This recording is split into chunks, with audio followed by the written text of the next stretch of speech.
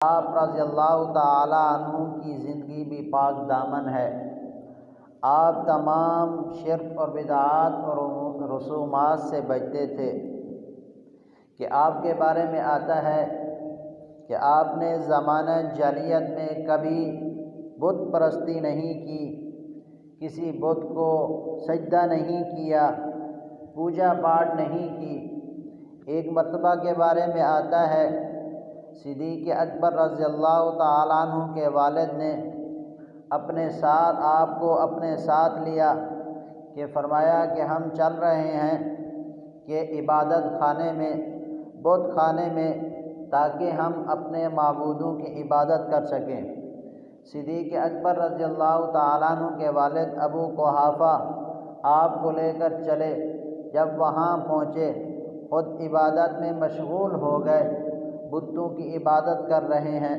صدیق اکبر کو دیکھا آپ ویسے کھڑے ہیں، اس وقت آپ کے ہاتھ میں ایک پتھر تھا۔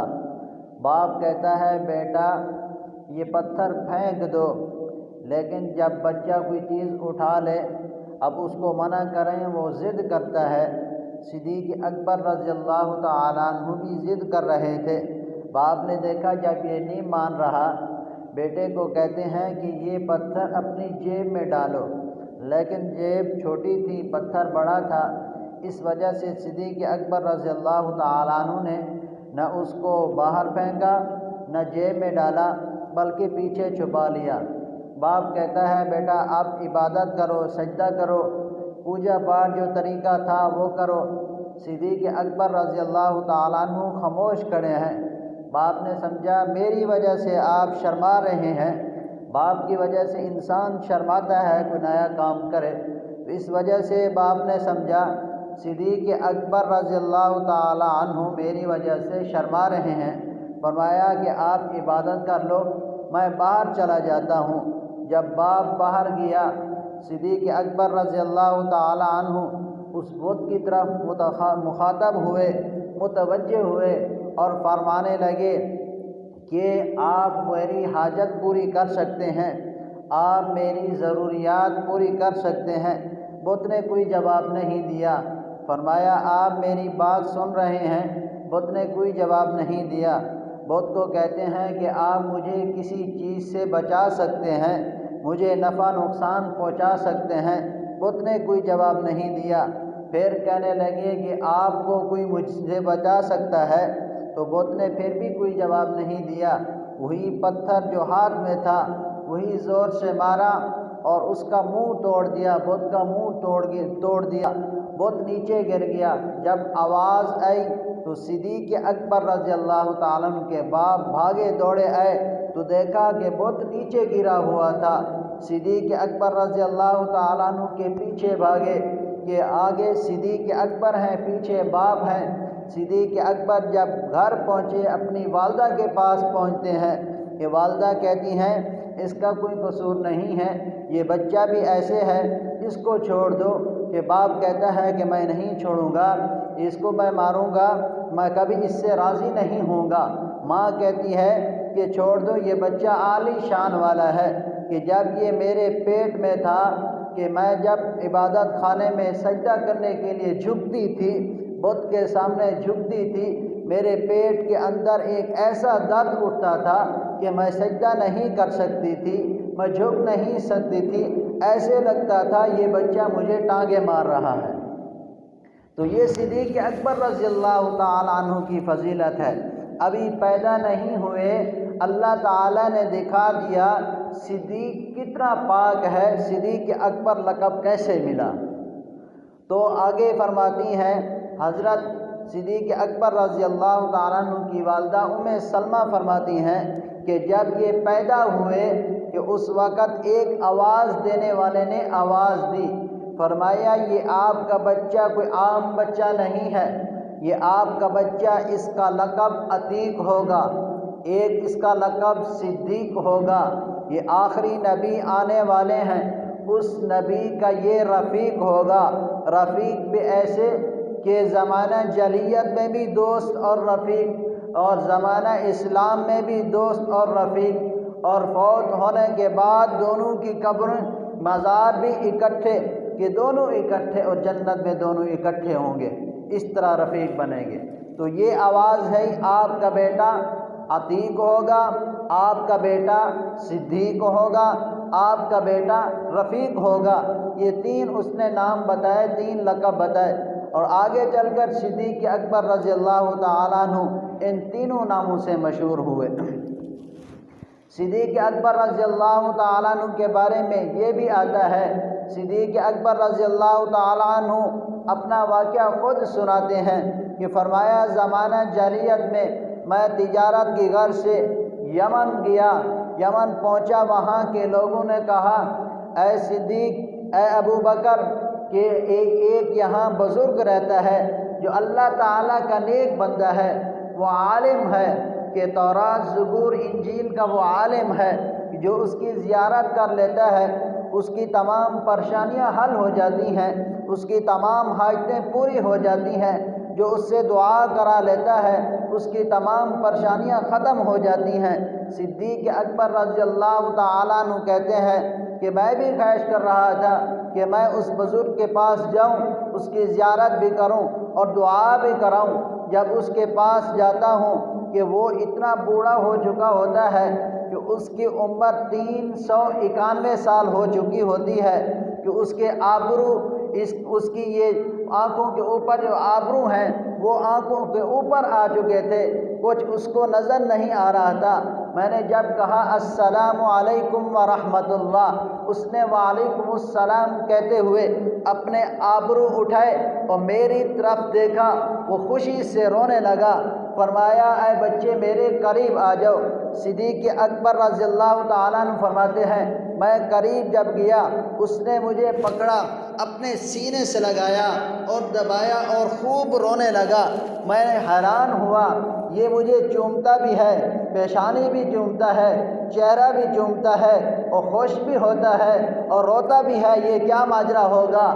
تو میں نے اس بزرگ سے پوچھا یہ کیا ماجرا ہے؟ وہ بزرگ فرماتے ہیں، وہ بزرگ کہتے ہیں کہ میری عمر اتنی ہو چکی ہے، میں تورات زبور انجیل کا عالم ہوں، کہ میں نے اتنی عمر اس وجہ سے کی کہ میں نے اللہ تعالیٰ سے دعا کی ایک آخری نبی آنے والا ہے، یا اللہ مجھے اس کا امتی بنا دے، یا اللہ مجھے اس کا دیدار کرا دے، مجھے اس کا امتی بنا دے۔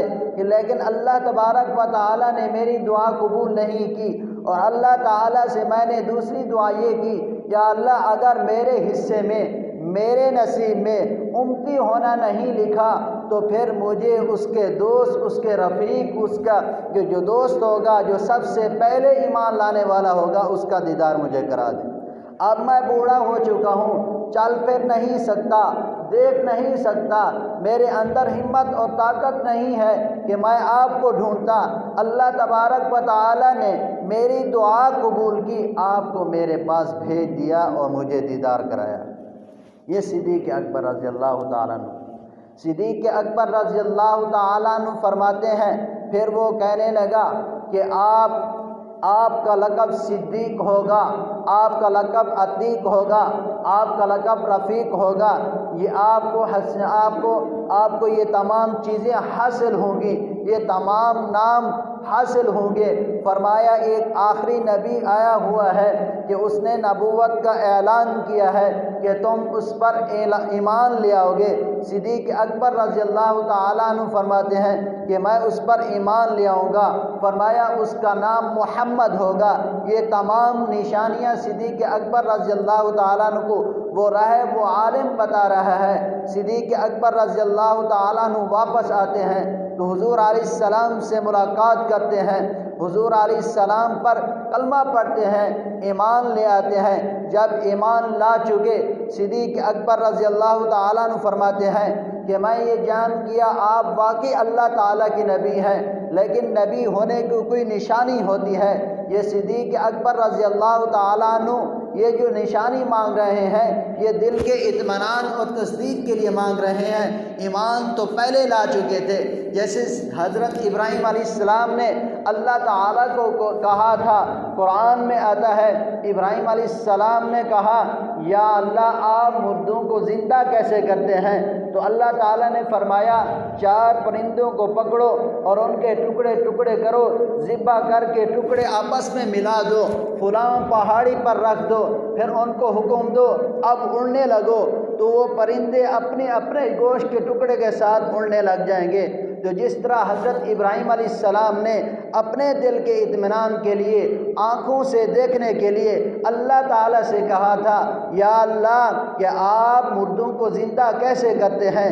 صدیق اکبر ایسے ہی حضور علیہ السلام پر ایمان لانے کے بعد حضور علیہ السلام سے پوچھتے ہیں آپ کے نبی ہونے کی دلیل کیا ہے؟